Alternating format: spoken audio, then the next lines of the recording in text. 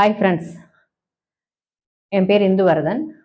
என்னோட சேனல் எப்பயுமே பார்த்தீங்கன்னா பிகினர்ஸ் இல்லை சமய பிகினர்ஸ், எல்டர்ஸ், ஓவர் வெயிட் இந்த மாதிரி இருக்கிறவங்க செய்கிற மாதிரியும்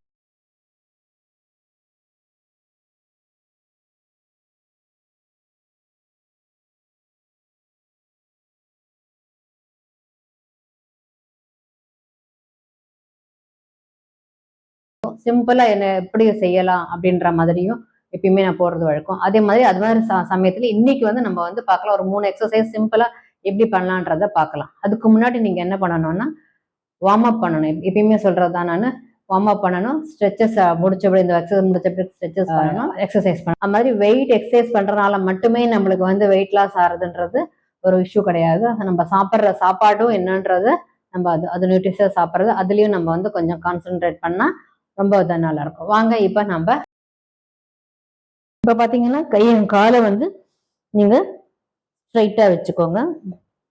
ஸ்ட்ரைட்டாக வச்சுட்டு கையை வந்து ஒரே லைனை வச்சுக்கோங்க, ஸ்ட்ரைட்டாக இருக்கும். உங்கள் பட்டை வந்து நகர்த்தக்கூடாது. கை எந்த அளவுக்கு நகருதோ அது மட்டும்தான் பாருங்க. கை எந்த அளவுக்கு நகரும், எவ்வளோ முடியுதோ அவ்வளோ பண்ணுங்க. எந்த ஒரு ஏஜ்லையுமே செய்யறது தான் எக்ஸசைஸ் முக்கியமே வழிய எவ்வளோ செய்யறோன்றது முக்கியம் இல்லை.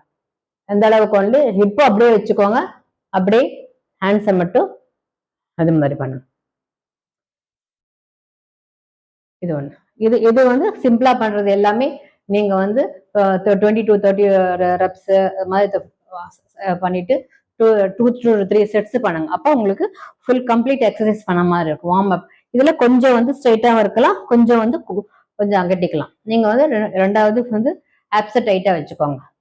இப்ப கை அப்படி வச்சுக்கிறோம், அதே சமயத்துல எப்படி போறதோ அதே மாதிரி நீங்க மேல கை வைக்கணும். ஃபோல்டு பண்ணக்கூடாது.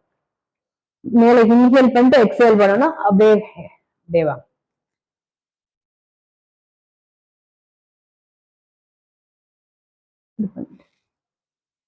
Exhale, very good.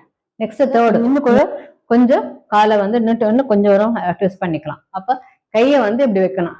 நீங்க வைக்கும்போது இப்படி எல்லாம் மடக்க கூடாது.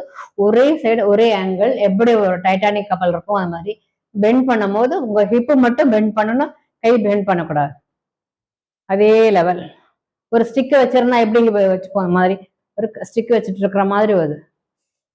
அப்படியே ஹிப்பை மட்டும் பெண்ட் பண்ணும்.